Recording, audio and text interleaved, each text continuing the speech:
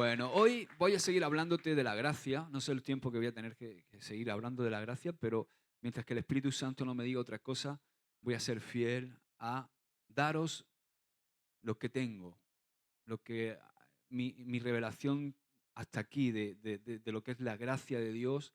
Y por supuesto, como he dicho ya, es todo un océano, ¿no? El aprender la gracia de Dios nos va a llevar toda la vida, pero sí que podemos ya, en base a lo que hemos aprendido, poder ministrar para que pueda serviros a vosotros y también edificar a la iglesia.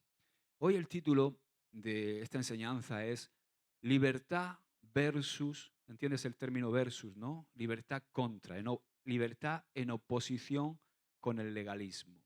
Voy a hablar de estos dos conceptos, el concepto de libertad y el concepto de legalismo.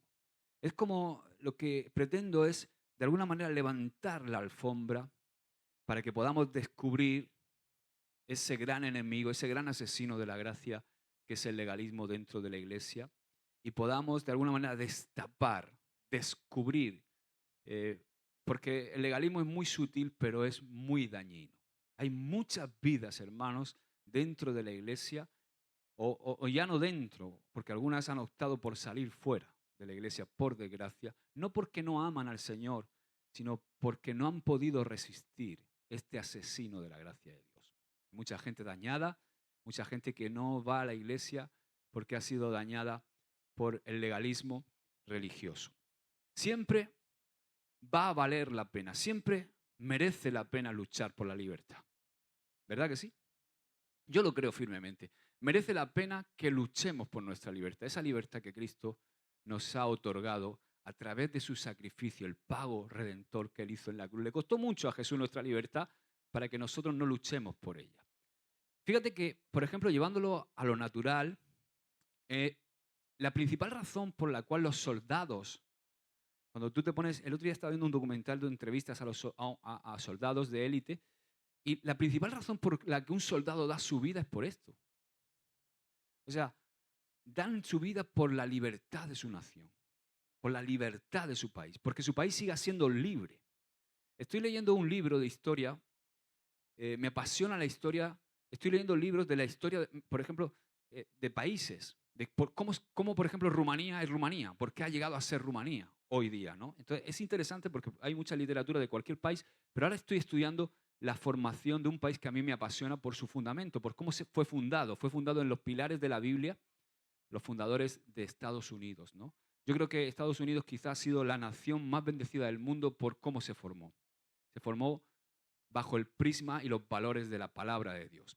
Entonces, estaba estudiando un libro de la historia de Estados Unidos y me llamó la atención un discurso de un hombre que es considerado todo un héroe patriota en Estados Unidos. Fue un abogado de 39 años llamado Patrick Henry. Este hombre dio un discurso ante la Segunda Convención de Ginebra delante de todo el gobierno de Estados Unidos. Él no era parte del gobierno, pero él de repente estaba ahí y se levantó a dar un discurso delante de todos los dirigentes del país.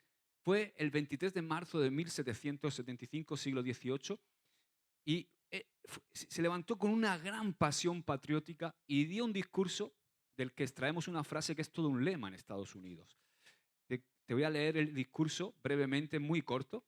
Dice, él se levanta en un momento y dice, si deseamos verdaderamente ser libres, tenemos que luchar por nuestra libertad. ¿Por qué vamos a permanecer aquí inactivos sin hacer nada? ¿Qué es lo que ustedes, caballeros, le estaba diciendo a todos los dirigentes del país? ¿Qué es lo que ustedes desean? ¿Qué prefieren tener? ¿Es la vida tan preciada o la paz es tan dulce como para que se compre al precio de las cadenas y de la esclavitud? Y entonces en ese momento él salta y dice, no lo permitas, Dios Todopoderoso. No sé qué caminos tomarán otros. En cuanto a mí, y aquí está la frase que es un lema, denme libertad o denme muerte. ¡Wow! ¡Qué tremendo!, ¿verdad? ¡Qué discurso más elocuente, más valiente! En Estados Unidos se aplaude la pasión de Patrick Henry. Hasta el día de hoy es considerado un héroe de la nación.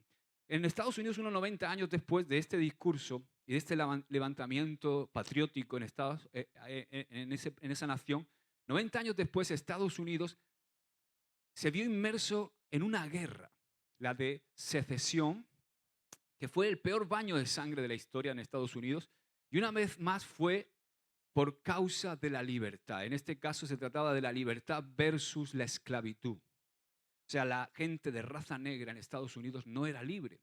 Y era la convicción del gobierno, con Abraham Lincoln a la cabeza, por cierto cristiano, que los Estados Unidos fuera una nación donde las personas negras fueran libres.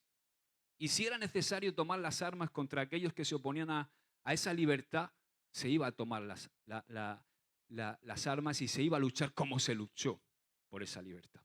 Ahora, dicho esto así como a modo de introducción, hay algo que me parece realmente a veces extraño en el ser humano.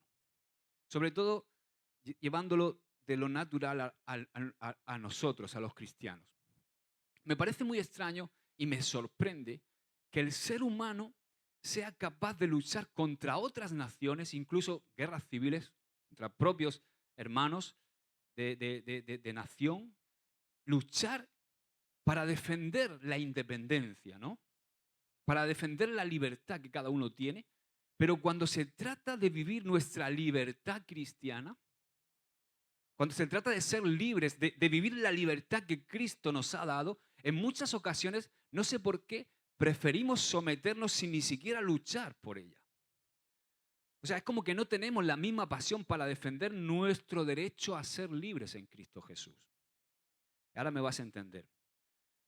Pero mi consejo y mi exhortación es que nosotros como iglesia, si queremos verdaderamente movernos en el fluir que Dios tiene para nosotros y ver todos esos sueños que tenemos y eso que te he hablado y lo que Dios quiere hacer con nosotros y cómo Él quiere alcanzar a tantas vidas que hay en Águilas que le necesitan, tenemos que levantarnos contra todo aquello que quiera quitarnos la libertad que Cristo nos ha dado. A mí me entristece porque yo soy parte de la iglesia, de toda la iglesia, en todas sus manifestaciones y en todas sus congregaciones, con una forma o con otra. Y la realidad es que en muchos lugares yo observo que en cuanto se levantan algunos legalistas religiosos, es como que la iglesia cede y les da el timón. Parece que como que les tenemos miedos o le tenemos miedo a esas caras, ¿no? Que yo decía, esas caras que dicen no, esas caras de ladrillo, y de repente adaptamos nuestra vida para seguir las normas que ellos nos dan, que son normas de hombres que no están fundadas en la palabra de Dios. Dejamos que de algún modo nos intimiden. ¿Para qué? Para, entre comillas, tener paz. ¿A precio de qué? A precio de, veces, no poder expresarnos en la multiforme gracia y vivir esclavizados a un sistema. O sea, nos sometemos totalmente a normas de hombres muchas veces. O peor, como no nos queremos someter a normas de hombres, nos vamos al mundo y dejamos la iglesia. Alguno de vosotros sabe de qué estoy hablando, ¿verdad? Eso para mí es una tragedia, que eso pase. O vivimos esclavos del sistema, de las normas de hombres, o optamos por irnos. ¿Cuántos jóvenes dañados salen de la iglesia porque no pueden, se sienten asfixiados por las normas, por el no hagas, por vístete así, no te peles así, no te pongas esto, no te hagas otro, ¿verdad? Entonces, esto no es algo nuevo. Ya, por ejemplo, en 1963, el profesor de teología S. Louis Johnson escribió un excelente artículo titulado La parálisis del legalismo y sin duda aquí puso el dedo en la llaga. Fijaos lo que dice. Dice, uno de los problemas más serios que enfrenta la iglesia cristiana tradicional es el problema del legalismo. Y dice, uno de los problemas más serios que enfrentaba la iglesia en tiempos de Pablo era el problema del legalismo también. Siempre ha sido así. El legalismo, escucha, arrebata el gozo del Señor, de la vida del creyente, y con el gozo se va también el poder para la adoración viva y el servicio entusiasta. No queda otra cosa que una expresión reprimida, triste, indiferente y sin brillo. La verdad es traicionada y el glorioso nombre del Señor se transforma en un sinónimo de todo lo que mata el gozo y de lo que mata la alegría.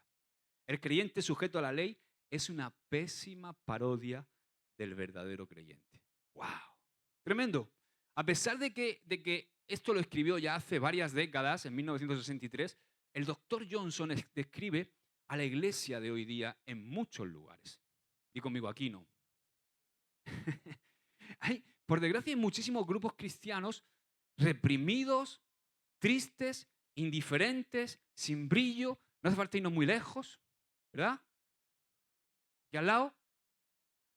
¿O qué me dices de la Iglesia Católica? ¿Verdad?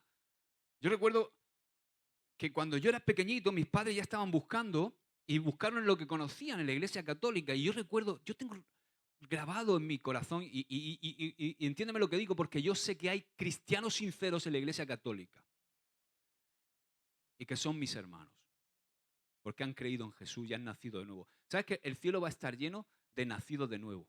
No de evangélicos, ni de presbiterianos, ni de católicos, sino de nacidos de nuevo. De aquellos que han puesto su fe en Jesucristo y han nacido de nuevo. Pero yo recuerdo que yo entraba a ese lugar de pequeño y yo lloraba, me daba miedo. Ese frío que hacía cuando entraba, ese olor a vela quemada. De repente entraba y un Cristo aquí, así muerto, crucificado. Recuerdo que en la iglesia de mi pueblo lo tenían metido como en un ataúd así, ¿no? Acostado yo. Y me daba miedo, veía al cura y digo, Batman. Y lo que más es que ya cuando había ido 5 veces con mis padres, ya sabía lo que iba a pasar. Era siempre todo lo mismo. Oremos, siéntate. Ahora, todo igual, todo mecánico, siempre igual. Algo que es un ritual, más que una expresión viva de nuestra fe, se convierte en un rito. De hecho, uno de los mayores inconvenientes que vemos en la Iglesia Católica es que la gente hace algo como un rito, pero no se ve una transformación en su vida. Cuando salen, son iguales. Eso es un símbolo de legalismo. Entonces, por supuesto, digo esto con mucho dolor y con una enorme desilusión. Para mí, el legalismo es el mayor enemigo de la Iglesia. El legalismo es, como he dicho ya alguna vez, un asesino de la gracia de Dios. Entonces, las personas legalistas, con sus listas de lo que se puede, de lo que no se puede hacer, de alguna manera matan el espíritu de gozo, matan también la espontaneidad de la gente, matan la creatividad de muchos cristianos que desean disfrutar de su libertad y servir a Dios con los dones que Dios le ha dado y con sus capacidades. Lo peor es cuando, y esto sí que es trágico, cuando el liderazgo de la iglesia es legalista. Porque cuando hay un liderazgo legalista, asfixia la verdad, asfixia esa verdad, esa verdadera vida de la iglesia, aunque piensan que están sirviendo al Señor, pero a veces lo que hacen es mutilar, cortar incluso generaciones por ese espíritu legalista. Espíritu o, llámalo espíritu, lo podemos llamar espíritu o pensamiento legalista, ¿no? Hoy quiero que estudiemos, y es donde vamos a ver, donde está hoy la porción que vamos a estudiar. Está en Gálatas, si quieres buscarlo. Vamos a estar moviéndonos por la carta de Pablo a los Gálatas. Esta epístola se ha llamado en teología la carta magna de la libertad cristiana. La carta magna de la libertad cristiana. La epístola de Pablo a los Gálatas. De hecho, el primer versículo del capítulo 5 contiene un mandamiento que, si fuera creído por nosotros y obedecido, iba a contribuir enormemente a frenar el legalismo dentro de la iglesia. Fijaos lo que dice Gálatas 5:1. Dice, para libertad. ¿Para qué? Para libertad fue que Cristo nos hizo libres. Por tanto, permaneced firmes y no os sometáis otra vez al yugo de esclavitud. Nada perturba más a un legalista que la verdadera gracia de Dios. Lo perturba. La verdad liberadora de la gracia de Dios, la verdad liberadora que la gracia contiene, a veces a los legalistas los pone nerviosos. Y fijaos que ya en el siglo I, como hemos leído aquí, Pablo les escribe a cristianos que no debían, como diciéndole, no debéis dejaros engañar por esa forma. Y sin embargo resulta que estos de los Gálatas habían caído bajo el influjo paralizante de algunos legalistas que estaban intentando judaizar. Eso, gracias, hijo. Fijaos, el erudito inglés J.B. Phillips hace una paráfrasis de Gálatas 1 y la traduce así. Me gusta cómo él hace esta paráfrasis de Gálatas 5.1. Dice, no pierdan su libertad abdicando. Planten sus pies firmes dentro de los límites de la libertad que Cristo les dio y no permitan que les impongan de nuevo el yugo de la esclavitud. Si Patrick Henry, como hemos leído al principio, ese héroe patriota de los Estados Unidos, uno de los padres fundadores de la nación, tuvo el valor de decir, denme libertad o denme muerte, entonces tú y yo, nosotros los cristianos, deberíamos tener el valor para decir, dame la libertad que Cristo ganó para mí o me muero. Y luchar por ella. No permita nunca que te coarten la libertad que Jesús te dio. Hay que luchar por ella. ¿Sabes que la esclavitud es esclavitud, sea política o sea espiritual? Es esclavitud. Y yo quiero que seamos o que aprendamos a ser capaces de decir, dame la libertad que Jesús ganó en el Calvario, porque si no me das esa libertad, voy a seguir siendo un esclavo. Es preferible la muerte antes que la esclavitud a algo que no sea Cristo, porque tenemos que ser esclavos de Cristo. Vivir en esclavitud es declarar nula la gracia de Dios. Ahora, yo quiero que veamos la definición de estos dos términos, que son muy importantes. Quiero definir un par de términos de los que estamos hablando y que son parte del título. Uno de ellos es libertad. En primer lugar, quiero que veamos qué quiero decir cuando declaro que nosotros tenemos libertad, porque no podemos confundir la libertad con libertinaje, porque el libertinaje es otra forma de esclavitud. Y lo segundo que quiero es que veamos qué significa decir que el legalismo esclaviza a las personas. Primero vamos a empezar por ese término, libertad. En esencia, libertad es independencia. ¿Ok? Independencia de algo o independencia para hacer algo. O sea, en este caso, yo entiendo la libertad que Cristo me ha extendido como una independencia de todo lo que me ataba a mi carne y al pecado. Soy independiente, me hago independiente de eso y al mismo tiempo me hago dependiente de Dios, voluntariamente. Porque Él es el que me ha salvado, el que me ha hecho libre de todo aquello que me oprimía. Entonces, somos libres de todo eso para hacer algo y es ni más ni menos que voluntariamente hacernos esclavos de Dios. Ahora, esto claro, esto es la síntesis, pero yo quiero que veamos un poquito esto, ¿no? Para nosotros los cristianos, ¿qué es libertad? Es la independencia de la esclavitud del pecado y de las garras del pecado. Es la libertad del poder del pecado y es la libertad de ese sentimiento de culpa y de culpabilidad que tenemos todos. Es interesante cuando hablas con una persona que no conoce de Dios, cómo tú aprecias que hay un sentimiento de culpa. ¿Tú te has dado cuenta de eso? O sea, no hay persona que no conozca a Dios, que tú hablas con ella y cuando le tocas el tema de Dios, tú notas como enseguida le sale algo como intentando autojustificarse.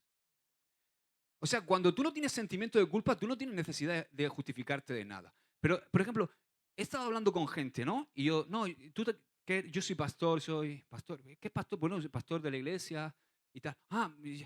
Enseguida él se posiciona delante de ti y te dice, pues yo siempre hago cosas buenas. Es como, ¿por qué me dices eso? ¿Para qué me estás diciendo que haces cosas buenas? Porque sientes un sentimiento de culpabilidad. Entonces quieres demostrarme que te estás ganando el cielo de alguna manera. Oye, que yo soy muy bueno, a mí me encanta, yo no me meto con nadie. Y yo me quedo así como diciendo, no es necesario que me diga eso, ¿por qué me lo estás diciendo? Pero es que el simple hecho de decirle lo que yo soy, a él en su conciencia, enseguida dice, siente la necesidad de justificar de alguna manera, porque todo ser humano tiene un sentimiento de culpa.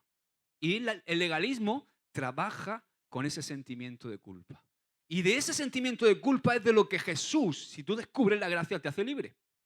¿Entiendes, verdad? ¿Me vas siguiendo? Entonces, es también libertad de la ira de Dios. Nacemos en enemistad con Dios, entonces yo soy libre de la ira de Dios. Es librarse de la autoridad del diablo en mi vida. Y lo que es muy importante también es liberarse de la vergüenza que nos asfixia y es también liberarse de la tiranía, de la opinión de los demás y de las expectativas de otras personas. Es vivir libre. Es poder expresarte como Dios te ha hecho con tus dones, sirviéndole a Él, honrándole a Él y viviendo para Él. Amén. Por ejemplo, en mi vida hubo un tiempo en que yo vivía sin Cristo. Y cuando vivía sin Cristo, yo estaba sometido totalmente a los impulsos y a las necesidades que tenía dentro de mí. Estaba sometido a mi propia concupiscencia, a mi carne. Me hallaba a merced de mi amo, que en este caso era Satanás, y de mi propia carne. Entonces mi estilo de vida estaba marcado por el pecado. Era un pecador de la pradera. Entonces cuando mis impulsos de repente me asaltaban y llegaban, no había nada que yo pudiera hacer, no había nada que ejerciera control sobre mi vida, nada que retuviera esos impulsos. No sé si has experimentado esto. Yo era totalmente dominado por el espíritu de lujuria, por ejemplo. Era un mujeriego, un galán conquistador. Donde ponía el ojo, ponía la bala. Pero ¿qué pasa? Que yo no podía evitar eso. Y quería evitarlo. Fijaos, llegué a tal tontuna que yo pensaba que un hombre podía amar a muchas mujeres. Porque yo nunca dejaba de amar a mi mujer, pero me enamoraba 7 veces al día, cada vez que salía en primavera por la calle. ¿Por qué? Porque yo estaba esclavizado a un impulso carnal que estaba ejerciendo el diablo a través de mi carne en mi vida. Y cuando ese impulso llegaba, era algo que yo no podía controlar. ¿Tú has tenido algún impulso de esos? ¿Verdad que sí? ¿Qué me dices de una adicción? A una droga o cualquier cosa. Entonces, era una esclavitud horrible. Porque yo obedecía a esos impulsos de la misma manera que un esclavo obedece a un amo. Me dominaba. Pero resulta que llegó un día cuando yo me encontré con la gracia de Dios, no con un sistema religioso como había encontrado de joven, no con una iglesia, no con una forma de hacer las cosas. Me encontré con Jesucristo cara a cara que me miró y me dijo, tú eres mío, tú eres mi siervo, y yo te voy a redimir y te voy a hacer libre. O sea, desperté espiritualmente a la sublime gracia de Dios y le permití a Dios que tomara el control. ¿Dónde voy a ir ahora, Señor? Si tú me has hecho libre, yo me entrego ahora para ti. Toma el control de mi vida. Y entonces todos esos impulsos desaparecieron. ¡Gloria a Dios! Amén. Ahora que Cristo ha venido a mi vida, yo he despertado a su gracia. Él me ha liberado de esa clase de esclavitud al pecado. La gracia me ha dado otra opción. Eso es lo que la gracia hace. Porque cuando tú no naces de nuevo, cuando tú no recibes la gracia, no tienes otra opción. Eres un pecador y no puedes más que estar sujeto a tu amo, que es tu carne y el diablo. No hay otra opción. Pero la gracia te provee otra opción. Ya puedes elegir. Ya puedes elegir ser libre. Amén. Con la gracia viene una libertad que se traduce de repente en ausencia de miedo. Casi como un sentimiento o un sentido de sentirte invencible. Oye, cuando estás entendiendo la gracia y vives en dependencia y en relación y en comunión con Dios. Este poder, por supuesto, entiéndelo, no es mío, no es nuestro. Este poder se debe a que Cristo, por su Espíritu Santo, vive en nosotros. Además de que nos provee esa gloriosa libertad, Él también nos hace libres de la maldición de la ley. La maldición que la ley trajo. Y con esto quiero decir que Cristo me da libertad de esa constante obligación que a veces sentimos de estar constantemente agradando a los demás, particularmente a aquellos que son legalistas y que quieren imponernos pautas legalistas. Significa libertad del temor a ser condenado por Dios, porque ya no hay condenación para los que están en Cristo Jesús, dice Romanos 8:1, como también del temor de una conciencia de vivir con una conciencia constantemente acusada por no seguir dichas pautas legalistas. Oh, madre mía, el domingo no fui a la reunión. Oh, Dios mío, cuando me vea el pastor por la calle me va a mirar de reojo. Oh, Dios mío, hoy no he podido venir porque anoche fue lo de los matrimonios y se ha hecho muy tarde. Y, cuando me vea el pastor va a decir, pues vaya tela, vienen a los matrimonios y luego vienen a los otros. ¿Verdad?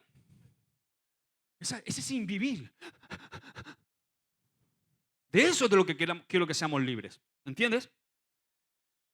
Libres para adorarle, libres para entregarme voluntariamente, libres para expresarle mi amor, libres para ser quien soy delante de Él y que Él me siga transformando, libres para que Él siga formando su imagen en mí, libres para que yo pueda servirle y reflejar su luz a los demás. ¿Comprendes, verdad? Significa libertad de todo eso. Es libertad de todos esos debes y no debes, que no importan, que son minucias. Que no tienen nada que ver con el deseo de Dios para mi vida. Dios tiene un deseo general, pero tiene un deseo para cada vida en particular. Por eso te hizo como eres. ¿Entiendes, verdad? Entonces, la gracia te otorga esa libertad. Una libertad de todos esos debes y no debes que te imponen y que no son la palabra de Dios. Y que no tienen nada que ver con lo que Dios quiere hacer con tu vida. ¿Amén? Esta libertad, por supuesto, está motivada por un amor incondicional. El otro día le contaba a Mari una historia. Estábamos hablando, tiempo muy bueno, nos reímos mucho. Estábamos ahí las dos Maris, Mari y Mami. Faltaba Mari abuela, ¿verdad? Yo, es que estaba hablando con mi mujer, digo, he quedado con Mari para estar con Mari, la hija de Mari. Y me lié ya, ¿no? Ya, porque digo, claro, como las tres se llaman Mari, abuela, hija y nieta.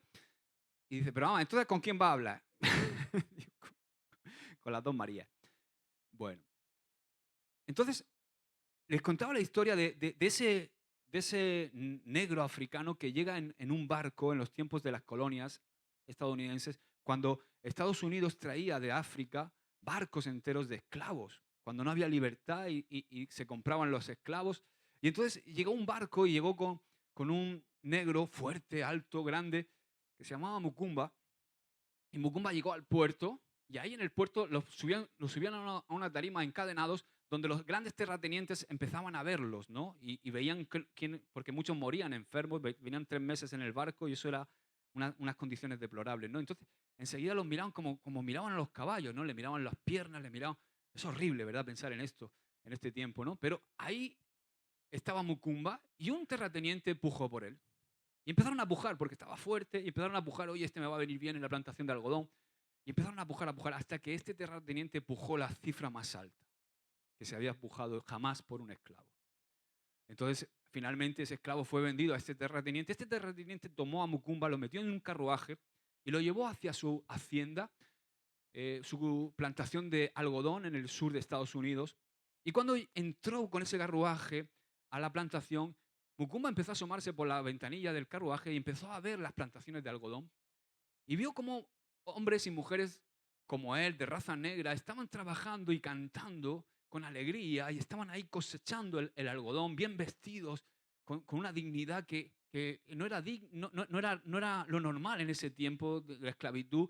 Enseguida vio que había como un colegio donde los niños negros estaban yendo a aprender, a ser instruidos. Vio un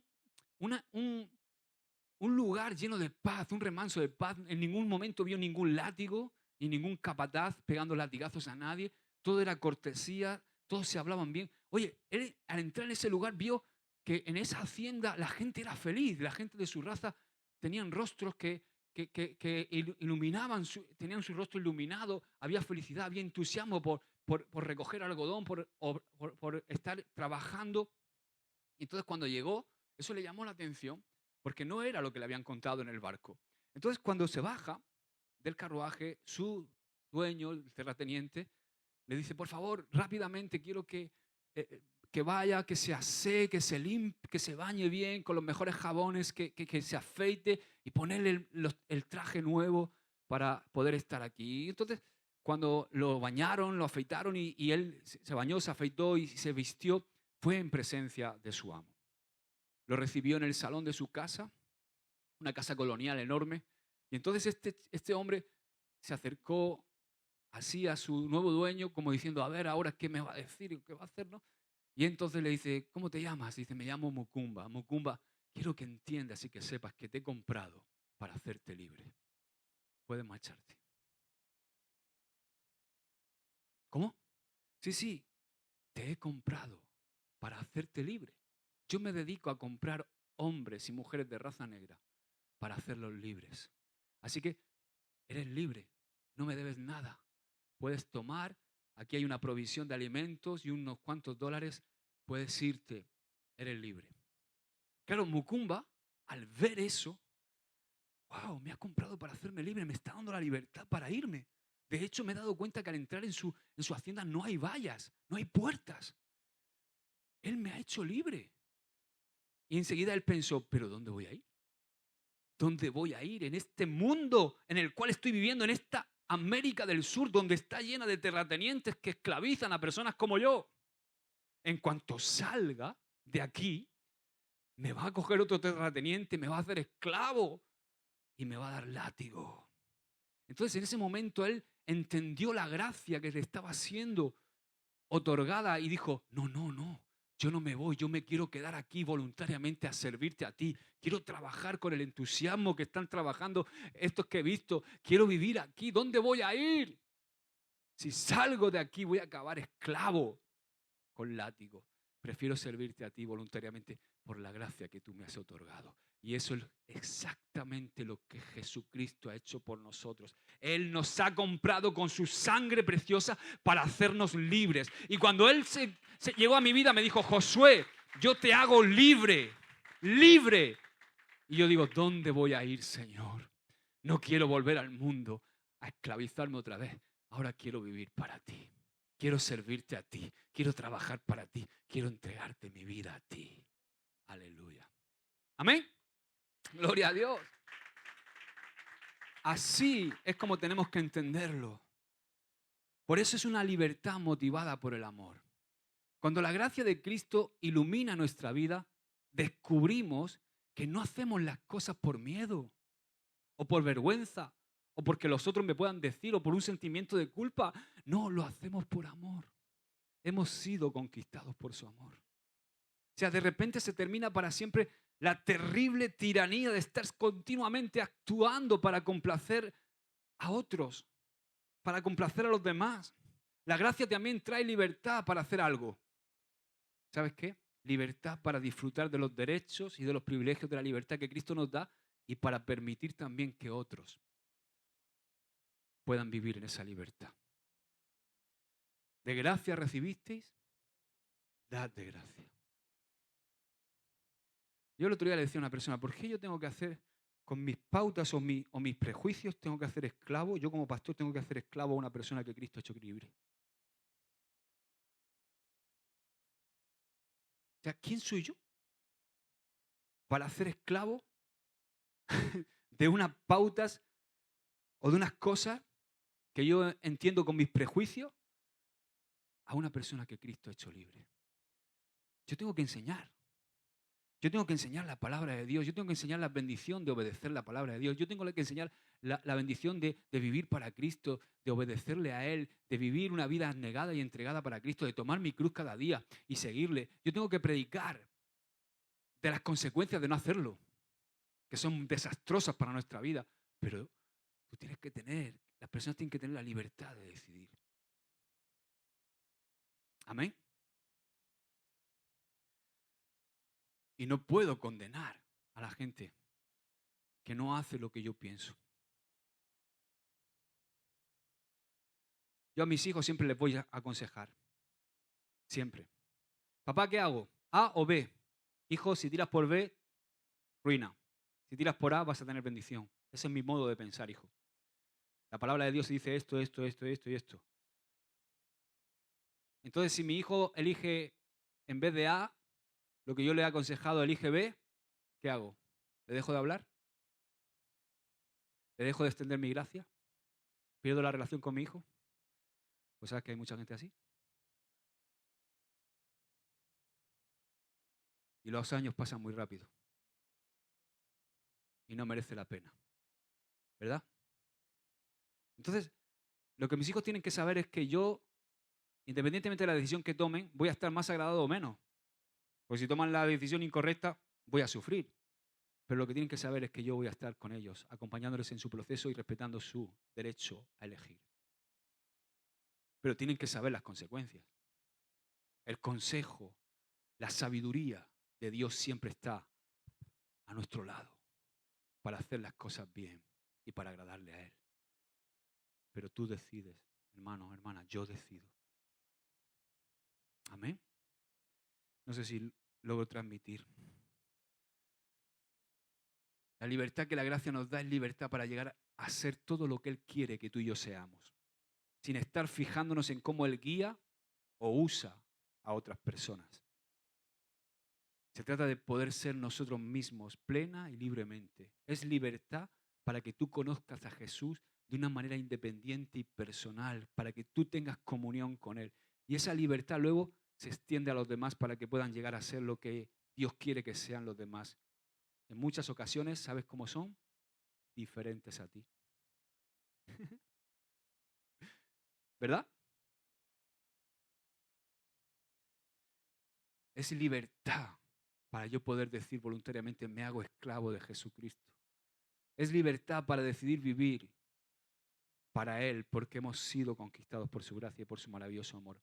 Ahora, en esa revelación, entonces, cuando tú y yo decidimos vivir para Él, entendemos que no podemos vivir sin Él. De repente le amamos y deseamos vivir para agradarle sin que nadie nos obligue. ¿Sabes qué? Dios forma hijos, no ladrillos. ¿Entiendes eso? Yo tengo 3 hijos. Y en su formación yo soy una parte clave. Pero yo tengo que saber que no son iguales. Yo no puedo pretender que Abel sea igual que Aarón, ni que Aarón sea igual que Rubén. Hacerlos iguales. Dios no hace ladrillos, Él forma hijos, Él engendra hijos por su espíritu. Entonces, nosotros los cristianos no somos ladrillos todos iguales, que pensamos igual, que nos vestimos igual, todos igual, que hablamos todos de la misma manera. Siervo, ¿qué tal, siervo? Hola, sierva. ¿No? Está bien. Cuando usamos el término siervo, yo no le digo siervo a cualquiera. Yo le digo siervo a quien es un siervo de Dios. Y lo digo, cuando se lo digo como una honra, o una sierva de Dios, ¿no? Pero, por favor, a veces estamos con gente que no, y te oye decirle siervo al otro, y la gente que no conoce a Dios dice, esto, ¿de qué manicomio se han escapado? Entiende lo que digo, ¿verdad? Entonces tenemos que ser hábiles. No digo que no empleemos determinados términos, pero ¿entendéis? Eso de todos iguales, todos hablamos igual, todos actuamos de la misma manera. Yo veo a algunos de vosotros que tenéis muletillas, que son muy de aquí, de Águilas, que en otros sitios son tacos.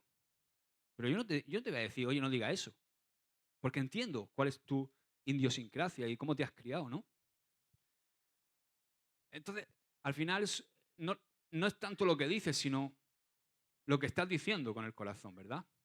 No es lo mismo decir, hola, feo, con cariño, que decir, hola, feo, ¿verdad? ¿Entiendes lo que digo? Pero las personas somos diferentes. Dios nunca pensó que tuviéramos temperamentos iguales, que habláramos igual, que sonriamos igual, que nos vistamos igual, que nos gusten las mismas cosas, que tengamos los mismos ministerios, tampoco. Todo lo contrario. Dios se agrada en la variedad. La multiforme gracia de Dios es maravillosa. La libertad para ser lo que realmente somos es algo sublime. Es libertad para hacer elecciones, libertad para conocer la voluntad de Dios, libertad para caminar en esa voluntad, libertad para obedecer la manera que Dios tiene de guiar nuestras vidas. Una vez que conocemos esa libertad, ¿quieres que te diga algo? Ya no te vas a conformar con nada menos. Cuando tú descubres la libertad de esa relación, de conocer a Cristo de esa manera, de esa intimidad con Él, de esa comunión con Él, cuando tú conoces verdaderamente la gracia de Dios y cómo Jesús es, tú no te conformas con menos.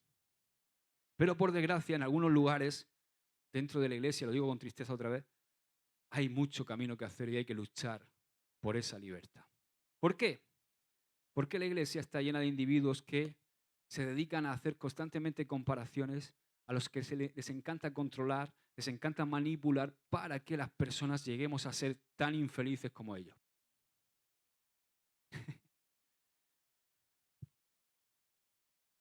¿No? Ese hermano que llegas a la iglesia 3 minutos tarde y te ve y hace...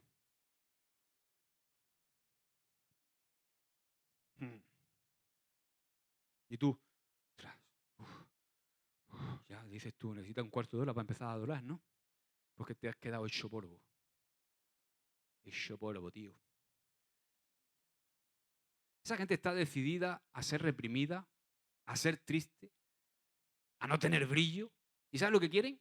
Que tú seas igual.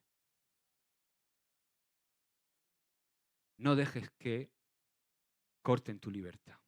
Eso es lo que, a esto que acabo de decir es a lo que me refiero con la libertad que Cristo nos ha otorgado. No sé si me he expresado y lo has entendido. Ahora, vamos al segundo término, legalismo. ¿Qué quiero decir cuando decimos legalismo?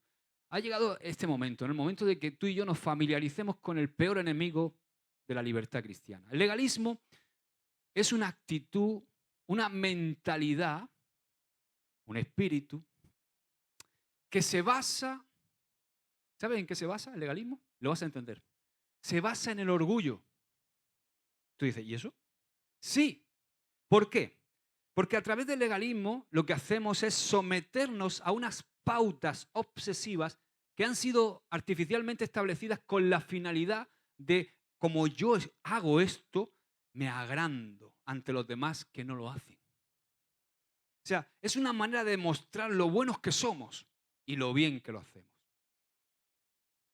El legalista lo que hace con esa forma de vida es que impone su autoridad y abusa de ella. Como lo dice muy acertadamente, por cierto, Daniel Taylor, el pastor. El pastor Daniel Taylor dice que el legalismo termina en un control que no es legítimo, o sea, un control ilegítimo que impone, me encantan estos dos términos, impone uniformidad en lugar de unidad. Tú puedes pensar que es lo mismo, pero la uniformidad no tiene nada que ver con la unidad. Y él dice lo siguiente, me gusta mucho este artículo que leí de él, dice, la gran arma del autoritarismo, sea secular o sea religioso, es el legalismo. Es la producción y manipulación de reglas con el objeto de ejercer un control ilegítimo. Quizá el legalismo sea la más dañina de todas las perversiones de la voluntad de Dios y de la obra de Cristo, ya que se aferra a la ley a expensas de la gracia, a la letra en lugar de al espíritu. El legalismo es una expresión más de las necesidades del ser humano por encontrar seguridad. ¿Qué quiero decir con eso? Si podemos mantener vigorosamente una lista exhaustiva de lo permitido y de lo prohibido, buscando siempre los comportamientos externos y visibles, no solo podemos controlar a otros seres humanos, que de lo contrario sería imposible de controlar, sino que podemos llegar a gozar, entre comillas, del favor de Dios. Entonces termina diciendo, el autoritarismo legalista se pone de manifiesto en la confusión que hay entre el principio cristiano de unidad y la insistencia humana en la uniformidad. La unidad, escucha, fíjate cómo él define la unidad. La unidad es una cualidad muy profunda, una cualidad interior, aún mística. ¿Por qué? Porque la unidad la da el Espíritu. Tú y yo estamos unidos por un mismo Espíritu. Esa es la verdadera unidad, que el Espíritu Santo mora en ti y que mora en mí. Aunque, claro, esa unidad tiene un riesgo, ¿verdad? Porque cada uno, dentro de esa unidad que nos une el Espíritu, nos manifestamos de una forma distinta. Entonces ahí es donde está el riesgo. Y sigue diciendo, por otro lado, la uniformidad es algo muy ordenado. Se puede medir, se puede verificar, se puede imponer. Entonces, en gran medida es algo externo en lugar de ser algo interno. Es algo externo mientras que la unidad es algo interno. Entonces, la meta principal de la uniformidad es el comportamiento correcto, mientras que la meta de la unidad es tener un espíritu correcto. ¡Wow! ¿Verdad que está bueno? Entonces, en todas sus expresiones, lo que el legalismo nos está diciendo es, si tú haces esto y dejas de hacer aquello, estarás agradando a Dios. Pero tienes que hacer esto y dejar de hacer aquello. Y tenemos que comprender de algo muy importante. Estoy hablando de cosas que no están escritas en la palabra de Dios, que no tienen base bíblica. O sea, ¿de qué estoy hablando? Estoy hablando de tradiciones, de rituales o ritos, de ritos o formas que se han ido pasando o se han ido generacionalmente pasando, o alguien se las ha dicho al legalista y se han vuelto una obsesión para él. No, es que si no reparten no sé cuántos folletos al mes, si no predicas a no sé cuántas personas, si no le das la atalaya a no sé cuántos, no te vas a ganar el cielo. ¿Verdad? Eso también está en la iglesia, en nuestra iglesia, en la iglesia evangélica, me refiero. Entonces, se trata de tradiciones, de cosas que se han ido pasando, y el legalismo es rígido, es severo, es exigente. Me estoy refiriendo, por supuesto, a normas de hombres. Entonces, lo que subyace debajo de todo eso es el orgullo. El orgullo es la raíz del legalismo. Es, de alguna manera, demostrar que yo puedo hacer más que otros. Y los que no lo hacen, ¡buah! Entonces, es mi orgullo. Y ese orgullo opera en sincronización con otros factores, como por ejemplo, la culpabilidad, el temor o el sentimiento de vergüenza en aquellos que no cumplen determinadas pautas legalistas. El legalismo siempre pone el énfasis en lo que no se debe ser y en lo que la persona no debe hacer. Por eso florece siempre en un monótono contexto de negativismo y pesimismo. Pocas personas han descrito tan bien, me encanta esto, el legalismo como Eugene Peterson, fallecido hace pocos años, en su excelente libro Viajando Ligero. Me encanta este libro, Viajando Ligero, porque él aborda, en este libro contrasta un andar sano en la fe, que es ese andar ligero, ¿verdad? Que emplea mucho lo que Pablo nos habla de la importancia de cuando dice que los atletas tienen que correr con poca ligeros, ¿no? Tú no puedes correr en una competición de atletismo con 300 kilos encima. Tienes que ir ligero, ¿no? Entonces, en este Viajando Ligero, él contrasta un andar sano en la fe con el legalismo. Y dice, la palabra creyente significa cosas diferentes para diferentes personas. Además, tú puedes irte a preguntarle a alguien, a la gente por la calle, y dices, oye, ¿para ti qué es un cristiano? Y verás qué cosas te dicen, ¿no? Pues para Eugene Peterson dice que para una persona significa un estilo de vida rígido, duro, poco más menos que una monja, un monje, severo, carente de color, carente de flexibilidad, algo rígido, sin vida. En cambio, para otras personas, el ser cristiano es una aventura llena de sorpresas, llena de riesgos, llena de vida, como si se viviera casi en el aire, ¿no? Un sentido de expectación y de emoción por servir a Dios. Y él dice, cualquiera de estas imágenes puede respaldarse con abundante evidencia. O sea, hay incontables ilustraciones para una u otra posición en las congregaciones a lo largo y ancho del mundo. Pero si nos restringimos a la evidencia bíblica, solo se puede respaldar la segunda. O sea, la imagen de la persona que vive con entusiasmo, que vive explorando cada una de sus experiencias, sean penas o sean alegrías, sean enigmas o sean descubrimientos, sean plenitud o sea frustración. Vive disfrutando en esa dimensión de la libertad humana, buscando en cada una de ellas significado y buscando la gracia de Dios. Entonces, si obtenemos nuestra información a partir de la Biblia, no cabe duda que la vida cristiana es una vida llena de entusiasmo, de vitalidad y de osadía y valentía.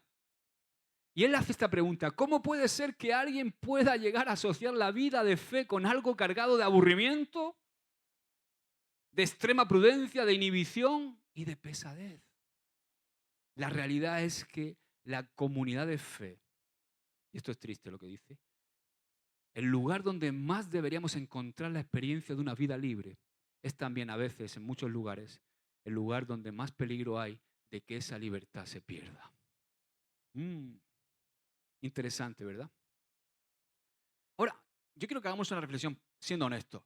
¿Cuántas congregaciones conocemos que puedan considerarse como congregaciones llenas de entusiasmo, llenas de vitalidad, llenas de osadía? Congregaciones donde el despertar de la gracia en cada individuo invita a pensar en esa libertad que Cristo nos ha dado. Hay muchas, gracias a Dios, pero todavía son pocas. Todavía queda mucho trabajo. Todavía veo mucho cristianismo atado a pautas legalistas. Hay menos de las que me gustaría. Vamos a ser más concretos. Vamos a ir de una cosa más grande a una más pequeña. ¿Cuántos cristianos conoces que están experimentando el gozo y la libertad de ser personas llenas de vida, exuberantes de entusiasmo, que disfrutan viviendo con espontaneidad y que disfrutan sirviendo al Señor? ¿Cuántas conoces? Pocas. Eso es una gran tragedia.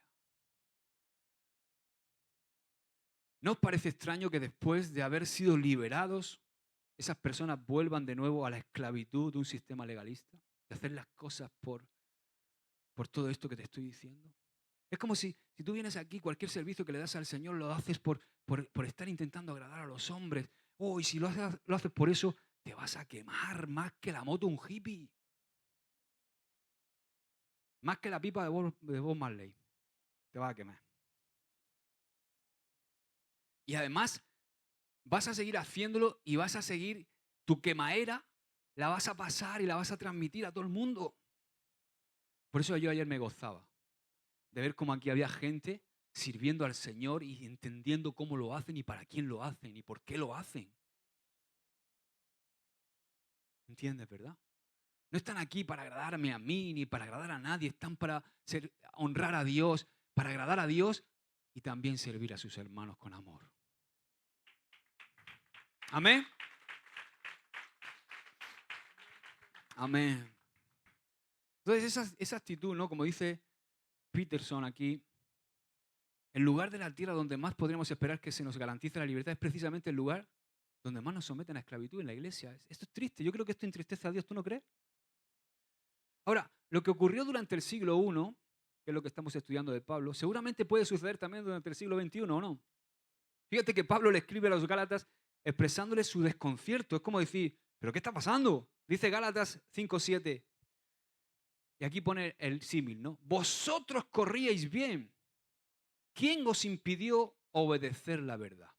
¿Sabéis que queréis que os diga una cosa? Simplemente por las metáforas y los usos que Pablo hace, Pablo era un apasionado del deporte. Estaba obsesionado con los Juegos Olímpicos. Sí, yo creo que Pablo era de los que, si viviera ahora, la reunión de los martes y juega el Madrid lo pasaría los miércoles. Porque le encantaba el deporte. Siempre hacía referencias a eso que estaba tan de moda en la Grecia, ¿no? Del deporte. Yo creo que él veía todos los partidos, iba a los Juegos Olímpicos a ver y todo eso, porque estaba siempre hablando y haciendo siempre la metáfora con los atletas, ¿no? Entonces, aquí llega a los Gálatas y en el versículo 7 del capítulo 5 dice, vosotros corríais bien. ¿Quién os impidió obedecer a la verdad? Hay una paráfrasis que me gusta mucho del pastor Charles Swindoll. Dice, cuando yo estaba, es como que Pablo le está diciendo, cuando yo estaba entre ustedes, algunos estaban corriendo los 100 metros lisos, otros estaban corriendo los 400 metros lisos con toda soltura. Y hasta había otros haciendo distancias mayores, verdaderos maratonianos. La verdad los había hecho libres y recuerdo perfectamente lo bien que estaban corriendo y lo contentos que estaban. ¿Quién se les puso en el camino? ¿Quién les dijo que no tenían derecho a correr o a disfrutar de la carrera? Algunos de ustedes han dejado totalmente de correr. ¡Wow! Y eso no es todo. Dice en el capítulo 3 de Gálatas, verso 1 al 3, mira lo que dice. Porque aquí Pablo es aún más enfático. Dice, oh Gálatas insensatos, ¿quién os fascinó para no obedecer a la verdad? A vosotros ante cuyos ojos Jesucristo fue ya presentado claramente entre vosotros como crucificado. Esto solo quiero saber de vosotros. ¿Recibisteis el Espíritu por las obras de la ley o por oír con fe? Dice el verso 3, tan necios sois, habiendo comenzado por el Espíritu, ahora vais a acabar por la carne. Su saludo inicial aquí en el capítulo 3 raya el insulto. Gálatas insensatos. Hay una versión de la Biblia que usa la palabra tontos. Literal. Dice, oh Gálatas tontos, qué extraño poder los ha apartado del camino de la fe en Cristo. Les hemos predicado claramente para que vieran que Jesucristo ya fue crucificado en la cruz. Solo una cosa quiero saber. ¿Recibieron ustedes el Espíritu Santo por guardar la ley judía o lo recibieron por haber oído de Cristo? ¿Cómo pueden ser tan tontos? Le vuelvo a decir. Ustedes comenzaron la vida cristiana por el Espíritu Santo, ahora creen que serán mejores cristianos volviendo al culto de antes. Wow. O sea, yo creo que el apóstol Pablo está diciendo, ¿qué está pasando aquí, verdad? ¿Entienden la idea, no? De lo que Pablo está intentando transmitir ahí. La Biblia al día traduce este primer versículo, se llama la traducción de la Biblia al día, de la siguiente manera, dice, oh Gálatas insensatos, ¿quién os hipnotizó? Wow. O sea, en otras palabras, os habéis vuelto completamente locos. ¿Quién os ha robado el cerebro, Gálatas? Aquí Pablo está fuera de sí. Está echando un broncazo.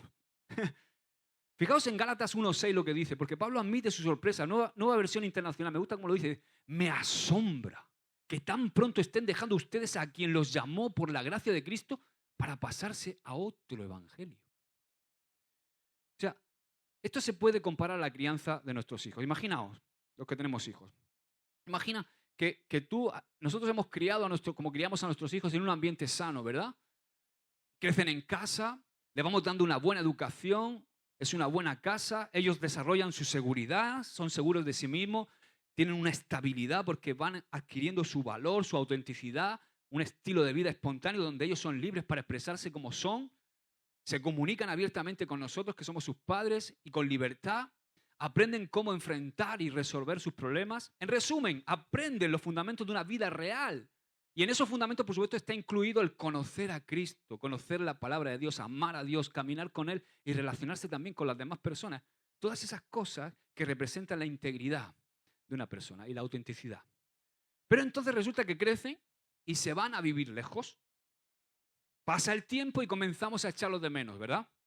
De modo que después de 2, 3, 4 años, resulta que decidimos hacer un viaje a visitar a nuestros hijos que se fueron hace 3, 4 años de casa. Y de repente llegamos y estamos sorprendidos. ¿Por qué? Porque encontramos a nuestros hijos teniendo una vida limitada, una vida cerrada, sucia, emocionalmente paralizados, en adicciones.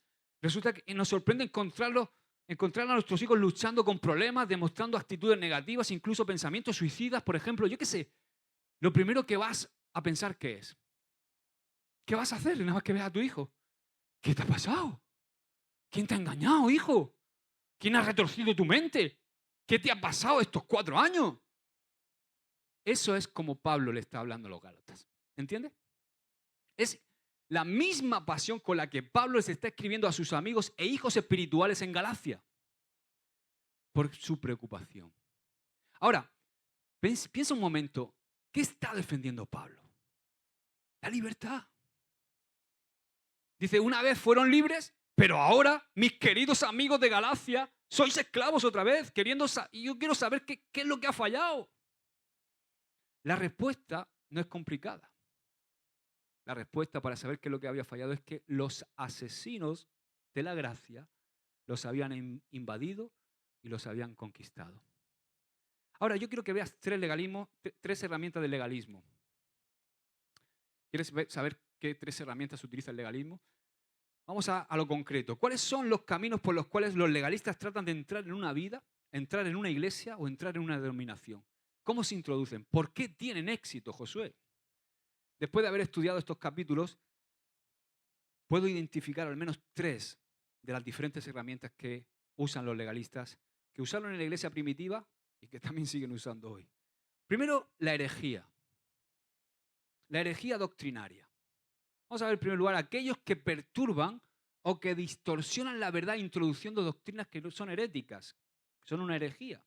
Las escrituras lo dicen de manera clara y simple. Los legalistas están distorsionando la verdad en las reuniones que los Gálatas tenían. Vamos a leer ahí en Gálatas 1, versos 6 al 10. Dice, me asombra que tan pronto estén dejando ustedes a quien los llamó por la gracia de Cristo para pasarse a otro evangelio.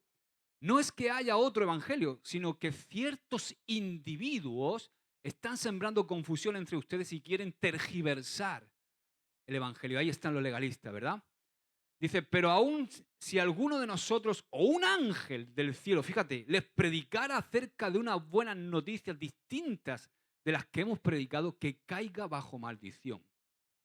Como ya lo hemos dicho, ahora lo repito. Si alguien, lo repite, fíjate el énfasis, si alguien anda predicando un mensaje distinto del que recibieron, que caiga bajo maldición. Y dice el verso 10, entonces, ¿busco ganarme la aprobación humana o la de Dios? Dice Pablo.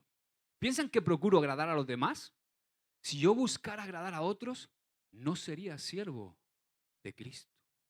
O sea, estos legalistas, al sembrar doctrinas heréticas, estaban perturbando a las personas y distorsionando la verdad. Su mensaje herético era que los gálatas, que eran creyentes, debían permitirle a la ley de Moisés completar lo que Cristo había hecho. ¿Cómo? Pues estaban intentando implantar las leyes judías. La ley judía, que se tenían que circuncidar, que tenían que dejar de comer cerdo, de comer ciertas cosas. ¿Entiendes, verdad? O sea, en otras palabras, que la salvación no era por fe, sino que requería de unas obras. Entonces, los logros humanos, en esta fe que ellos querían transmitir, los logros humanos debían acompañar a la fe antes de que una persona pudiera estar segura de la salvación. Hasta el día de hoy seguimos escuchando como dice Pablo, evangelio distinto. Pero es una gran mentira. O sea, una postura teológica que haga depender nuestra salvación de un gramo de realización humana, eso no es una buena noticia, sino es una mala noticia. Además es una herejía. Es la antítesis del verdadero mensaje que encendió, por ejemplo, la llama de la Reforma con Lutero. Una salvación que empieza con el amor de Dios que desciende hasta la humanidad descarriada y que se concreta con la muerte y resurrección de Cristo, esa sí que adjudica toda la alabanza a Dios.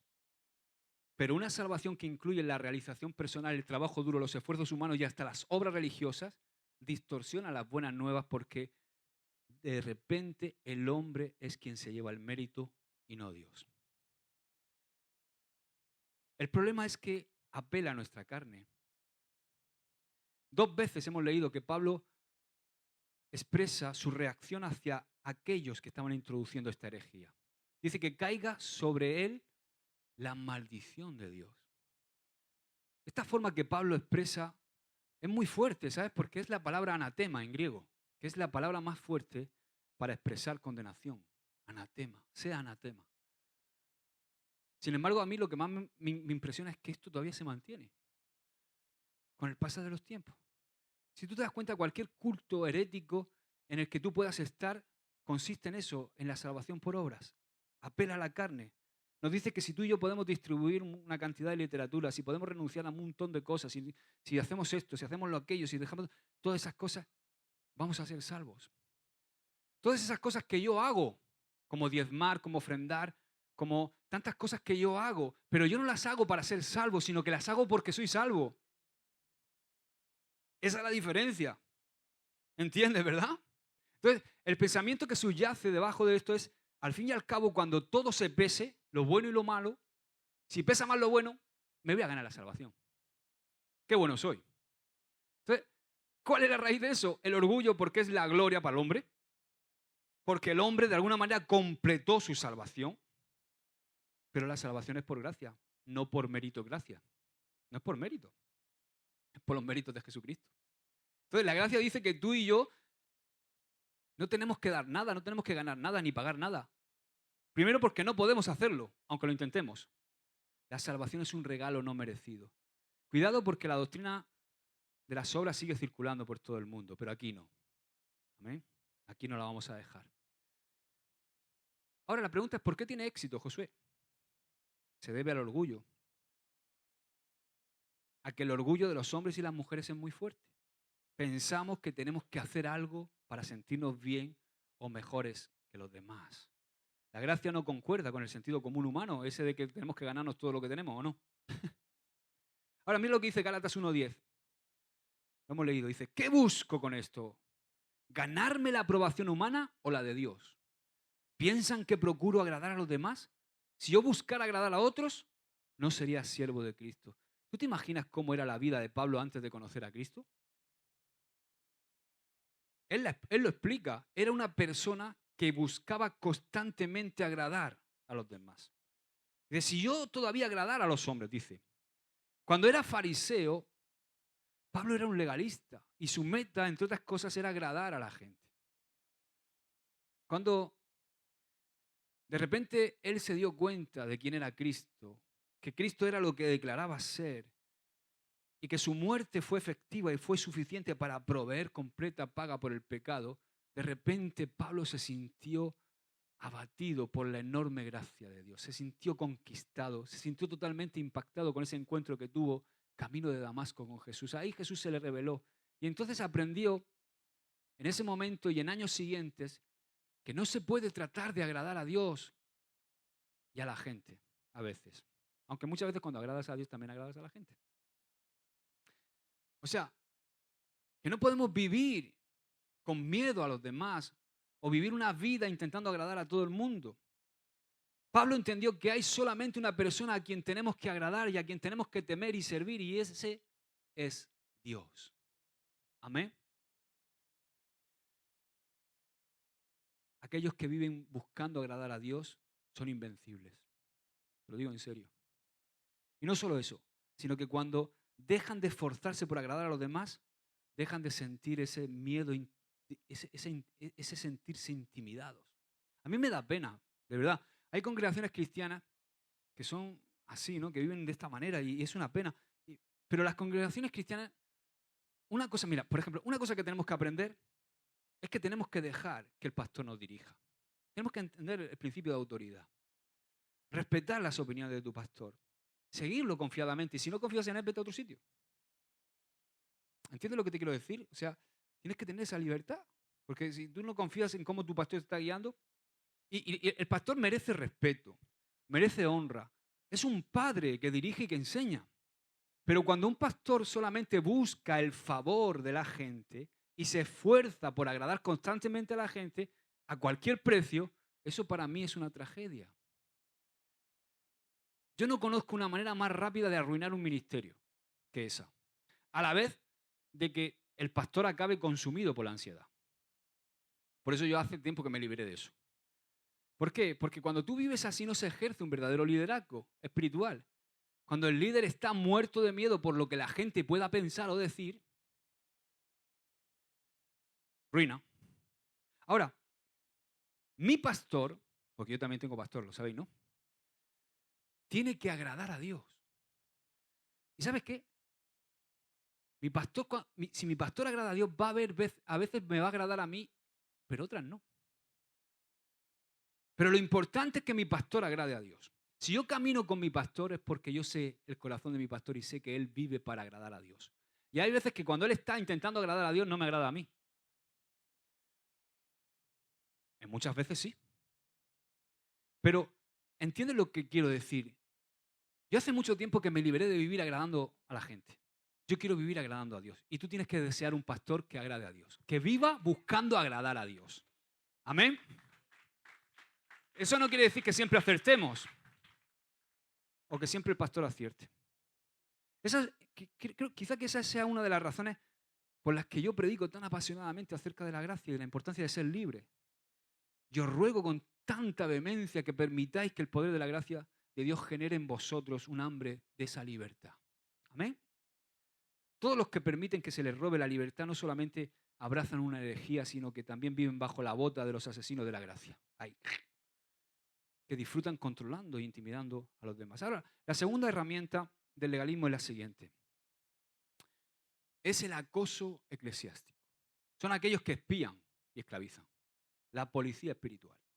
Gálatas 2:1-6 dice: después, pasados 14 años, subí otra vez a Jerusalén con Bernabé, llevando también conmigo a Tito.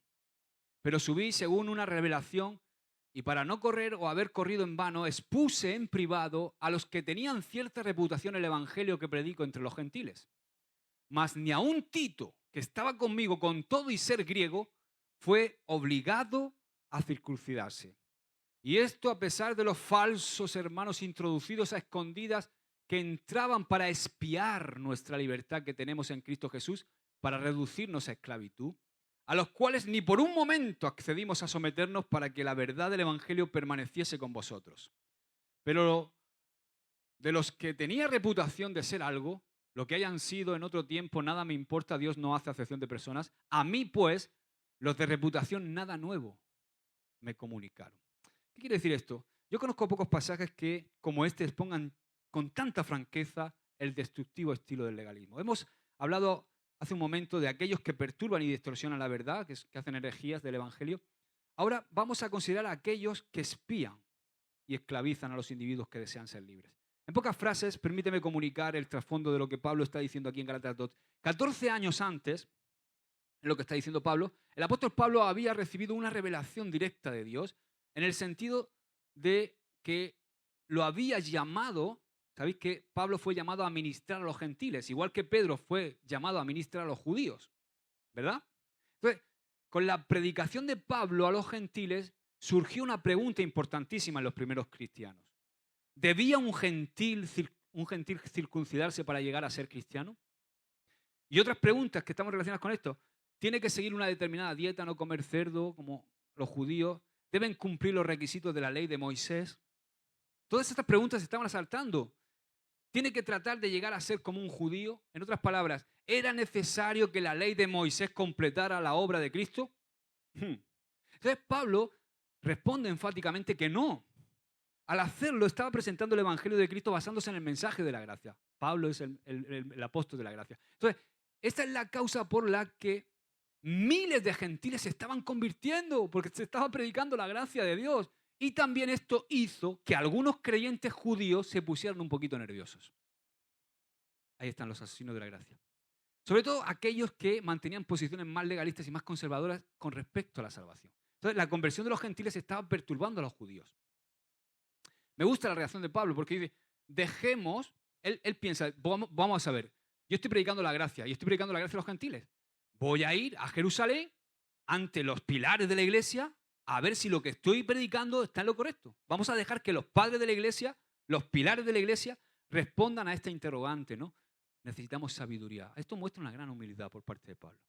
Por eso él parte hacia Jerusalén para tener una reunión con los principales líderes de la iglesia, Pedro, Jacobo y todos estos. Entonces, ¿a quién se lleva consigo? Se lleva a Bernabé. Bernabé era un judío circuncidado, pero se lleva también a Tito, que era un griego no circuncidado. ¿Te das cuenta de la jugada, no? Entonces Pablo nos relata lo que hizo, ¿no? Subí por causa de la revelación y les presenté el evangelio que predico. Esto muestra la humildad de Pablo. Es como que dijo, señores, quiero que sepan que estoy enseñando estas buenas noticias de Cristo según la gracia. ¿Estoy en lo correcto? ¿Lo estoy haciendo bien o lo estoy haciendo mal? Y mira lo que dice el verso 3. Pero ni aun Tito, dice, que estaba conmigo, fue obligado a circuncidarse, aunque era griego. ¡Wow! Ahora, ¿tú crees que los legalistas se quedaron callados? Los líderes de la iglesia aprobaron el mensaje que estaba Pablo predicando, pero los legalistas no se quedaron callados. En absoluto, que hemos leído, versos 4 y 5. Y esto a pesar de los falsos hermanos introducidos a escondidas que entraban para espiar nuestra libertad que tenemos en Cristo Jesús para reducirnos a esclavitud, dice el 5, a los cuales ni por un momento accedimos a someternos para que la verdad del evangelio permaneciese con vosotros. Qué grande Pablo, ¿verdad? Aleluya. ¿Por qué Pablo no toleró y se enfrentó y no se sometió a las exigencias legalistas? ¿Sabes por qué? Porque vale la pena luchar por la libertad que Cristo nos ha dado. Los legalistas estaban haciendo su jugada, pero Pablo se negó a someterse ni siquiera por un instante, dice. Dice, hay el término espiar la libertad. ¿Sabes lo que quiere decir eso en griego? Es la palabra kataskopos. Kataskopos, vaya tela. Se traduce explorar, hacer una investigación tramposa. ¿Para qué? Es fácil, para someter a esclavitud y a control. Había algunos que no solo desaprobaban la libertad de Pablo, sino que querían que los demás vivieran esclavos como ellos. Por desgracia, hoy también existe gente así. Ahora, el versículo 4 Pablo dice que se introdujeron para someternos a esclavitud. Y el 5 dice, ni por un momento cedimos para no someternos a fin de que la verdad del Evangelio permanezca. O sea, esto es una gran pauta. Escucha, Ramón. Cuando se entremete el legalismo, es necesario que los líderes nos pongamos rápidamente en pie, como hizo Pablo aquí. Los fuertes deben defender a los débiles en la fe. A Pablo no le asustaron estos, ni lo intimidaron, y no lo movieron de su posición. Cuidado, porque los legalistas son muy fuertes, ¿eh? Y cuando entras en un debate con ellos, como van tirando siempre con la Biblia, flaca, ¿verdad? Pero a mí no me intimida. Él resistió el legalismo y nosotros debemos hacer lo mismo. Dice, antes he citado a Eugene Pearson, pero fíjate lo que dice para terminar. Hay personas que no quieren que seamos libres. No quieren que seamos libres delante de Dios, aceptados tal como somos por su gracia. No quieren que seamos libres para expresar nuestra fe de manera original y creativa en el mundo. Quieren controlarnos, quieren usarnos para sus propósitos. Estas personas se niegan a vivir su fe de manera ardiente y abierta y en cambio se encierran con algunos como ellos y tratan de obtener un sentido de aprobación vistiéndose de manera similar, hablando y actuando de manera similar, respaldando así mutuamente el valor de cada uno. Solo se expanden numéricamente a condición de que los nuevos miembros actúen, hablen y se comporten como ellos. Estas personas se infiltran en las comunidades de fe para espiar la libertad que tenemos en Cristo Jesús y con frecuencia encuentran la manera de controlar, reprimir y asfixiar la vida de los creyentes libres. Sin darnos cuenta nos volvemos ansiosos por saber lo que otros opinan de nosotros, obsesivamente preocupados por lo que otros piensan que debemos hacer. Ya no vivimos las buenas nuevas, sino que tratamos ansiosamente de memorizar y recitar el libreto que otra persona nos pone. Haciéndolo, quizá nos sintamos seguros, pero no seremos libres. Quizá sobrevivamos como comunidad religiosa, pero no sabremos qué significa ser humanos llenos de amor y de fe y llenos de esperanza. La conducta conformista y soberbia no es una conducta libre. Pero Pablo ni por un momento accedió a someterse a fin de que la verdad del Evangelio permanezca con nosotros. Cada persona libre que se beneficia del valor y de la valentía de Pablo seguirá alerta en el movimiento de resistencia que fundó el apóstol Pablo. Wow. Tenemos que dejar la lista que tenemos muchas veces confeccionada de lo que es correcto, lo que es incorrecto, que la ponemos siempre, tenemos esa lista para los demás, ¿no? Pues esa te la pones para ti, ¿vale? Te la aplicas a ti. Pero no le digamos a nadie lo que debe o no debe hacer. Prediquemos la verdad.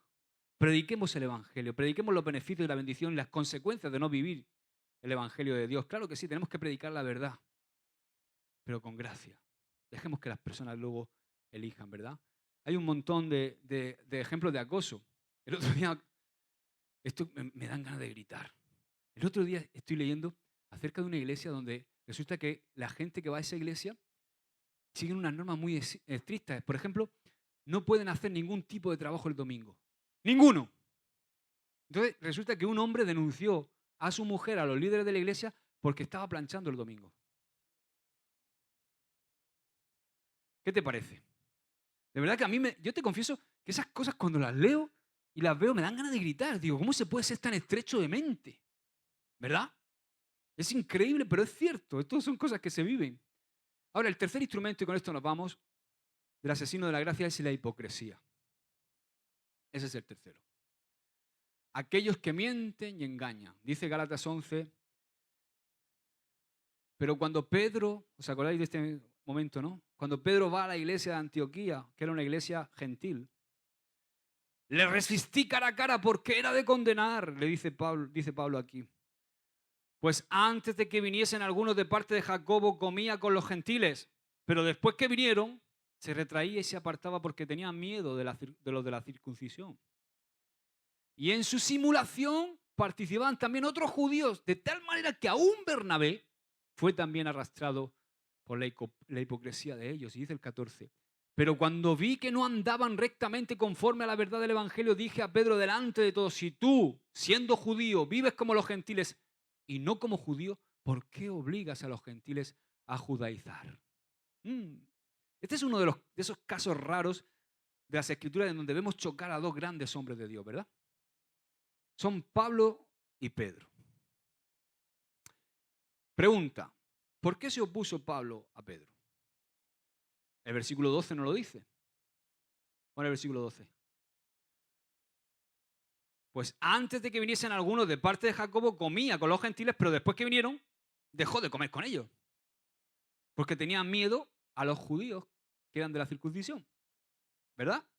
Entonces, una traducción de la Biblia dice que Pedro tenía costumbre, o sea, dice así, porque Pedro tenía costumbre de comer con los judíos.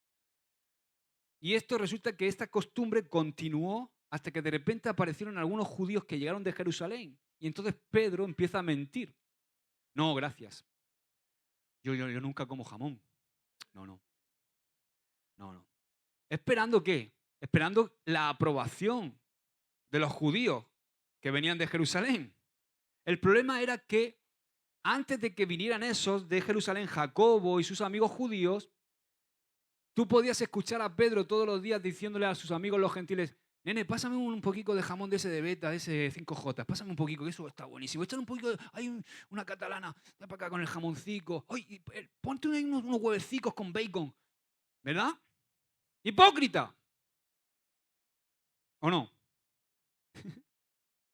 Me gusta, mira la paráfrasis de Ralph Keeper. Ralph Keeper dice, mira, me encanta esta paráfrasis. Dice, Pedro, es como que Pablo le dice a Pedro, ¿no? Pedro, estoy oliendo tu aliento a jamón. Se te han olvidado los caramelos Hall. Hubo un tiempo en que tú no comías jamón como parte de tu esperanza de salvación. Luego, después que confiaste en Cristo como tu Salvador, ya no te importaba si comías jamón o no. Pero ahora, cuando los que no comen jamón vienen de Jerusalén, has vuelto a tu dieta kosher, a tu dieta judía. Sin embargo, escúchame, Pedro, el aliento a jamón no se te quita, chaval. Eres muy contradictorio. Estás mandando a los creyentes gentiles que observen la ley judía, la cual nunca podrá justificar a nadie. Pedro, al volver a la ley, socavas la fuerza de una vida piadosa. ¡Wow! Me gusta. Entonces, Pablo de repente se da cuenta del doble mensaje y puso en evidencia la hipocresía de Pedro. De repente es como, pero Pedro, yo creo que llegó, pero ¿cómo se te ocurre? ¿Pero cómo estás fingiendo delante de los judíos y después te das la vuelta y finges delante de los gentiles? Hablas de libertad, pero tú no estás viviendo en libertad. En un momento después hablas de la ley, pero tampoco vives bajo la ley. Estás entre dos aguas. Estás nadando entre dos aguas, pero Pedro, tienes que arreglar esto inmediatamente. ¿Por qué tiene tanto interés Pablo en corregir esto? ¿Sabe por qué? Porque el problema era muy grave, en el sentido de que Pedro era un líder. Entonces, ¿qué pasa? Que al ser líder todos estaban mirando al líder. Y hemos leído ahí que hasta Bernabé. O sea, todos estaban ajustando su propia vida a ese modelo. Hipócrita. Mira lo que dice el verso 13 y el 14.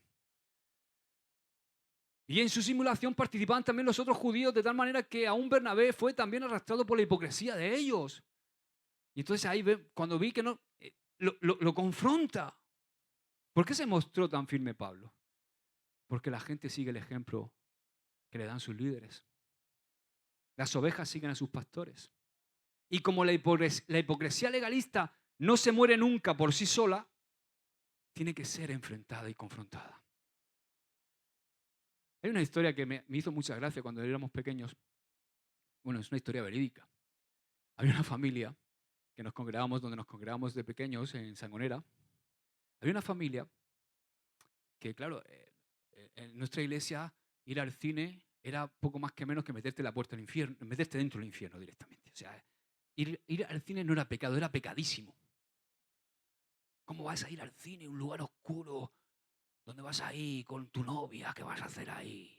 Dios mío. ¿No? Entonces, claro, esto estaba muy metido, ¿no? Era pecado ir al cine. Entonces había una familia de 5 miembros, no voy a decir quién son, por supuesto, no los conocéis de todas formas, que ellos lo que hacían era ir al cine a escondidas.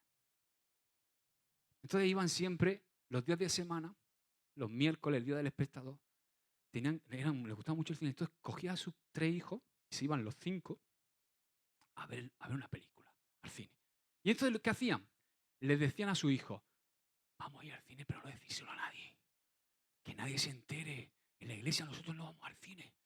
Y constantemente a sus hijos en el coche, no decirle a nadie que vamos, esto es un secreto, no podéis decirle a nadie que vamos al cine. Esa es la mejor forma de arruinar la mente de tus hijos. La mejor forma. ¿Tú quieres arruinar la mente de tus hijos pequeños? Es muy sencillo. Tú tienes que criarlos como estos. Los tienes que criar en un contexto estricto, legalista, de una religión superficial, donde la imagen que proyectamos es mucho más importante que la realidad que vivimos. Es sencillo. O sea, ¿qué quiero decir con esto? ¿Tú quieres arruinar la mente de tus hijos? Finge tu fe. ¿Por qué? Porque estás enseñando a tus hijos a hacer lo mismo. Simplemente se trata de decir una cosa y hacer otra. Eso es hipocresía. ¿Qué pasa? Que esto produce un daño emocional y espiritual a nuestros hijos que es terrible y muy difícil de reparar. ¿Sabes que los niños que se crían así, con esta controversia en su cabeza, tienen grandes posibilidades de que la confusión llegue a sus vidas cuando sean más mayores y produzca algún tipo de adicción en los años siguientes o peor aún, que se alejen de la iglesia? Una de las cosas que a mí, cuando era un joven cristiano, más me volaba la cabeza es ver a gente predicando una cosa y viviendo otra. Era como un choque. Era como algo que yo, en mi juventud y en mi adolescencia, no podía entender. ¿Por qué me imponen esto a mí de una manera rígida y resulta que ellos no lo viven? ¿Por qué me dicen que no puedo ir al cine y tengo que ir a escondidas? ¿Qué es esto? ¿Verdad? Déjame decirte algo. Cuidado. Porque si pensamos, tú puedes estar pensando que yo te estoy predicando esto, pero bueno, yo estoy bien, yo soy fuerte espiritualmente, yo no voy a caer en hipocresía. Recuerda lo que ha pasado aquí en Gálatas. Un líder espiritual como Pedro, un pilar de la iglesia, fuerte, espiritualmente un hombre estable, discípulo directo de Jesucristo, que por cierto Jesucristo era la gracia personificada, cayó en esta actitud. Ya que tienes al lado, cuidado. El legalismo es muy sutil. Es especialmente tentador, ¿sabes para quiénes? Para aquellos que tienen un temperamento que es ese temperamento que quiere siempre constantemente agradar a los demás. Dice Gálatas 1:10. Hemos empezado con este texto. No hemos empezado con este, perdón. Este es el texto, ¿no? Aquí quiero que hagamos y con esto terminamos. Entonces, ¿busco ganarme la aprobación humana o la de Dios? ¿Piensan que procuro agradar a los demás? Si yo buscara agradar a otros, no sería siervo de Jesucristo. Los legalistas no pueden ser ignorados. Que eso es lo que hacemos muchas veces. Ignoramos a los legalistas y los toleramos con bondad. Si algo no debemos tolerar es eso. El espíritu, la actitud legalista, el pensamiento legalista. ¿Sabe? Para mí, dejar a los legalistas en la iglesia es tan absurdo como dejar que una serpiente venenosa entre en tu casa y no hacer nada. Tarde o temprano alguien se ha herido. El otro día estábamos en casa, Lu, y apareció un 100 pies así. Y no vean los picotazos que pegan eso. Eso te pega un picotazo y te pone la pierna, el pie así. Y se meten en los zapatos, cuidado. Y cuando yo vi eso, digo, ay, qué bonito. No. Iba sin lentilla, me había quitado la lentilla y veía el bicho así de largo y no lo veía bien. Empecé a encender la luz del baño y digo, esto no lo puedo dejar yo vivo aquí. Si lo dejo vivo, era así. No sé si tenía 100 o 150 pies. Y entonces dije, no, esto tengo que acabar con ello, esto no lo puedo dejar, porque si le pica a un hijo mío, me pica a mí o a mi mujer, ¡clah! Fuera de aquí. Amén. Padre, te damos gracias por tu palabra, Señor. Gracias por hablarnos, Señor. Hoy hemos aprendido un poquito más a desenmascarar, Señor, este espíritu o esta actitud, esta mentalidad legalista, Señor. Queremos vivir en la libertad que tú nos has dado, Señor. Y en esa libertad poder servirte, amarte, obedecerte, seguirte, cumplir el propósito que tú tienes con nuestra vida. Queremos entregarnos voluntariamente a ti, Padre. Gracias por todo, Señor. En el nombre de Jesús te damos a ti la honra y la gloria. Amén. Dios te bendiga, hermano.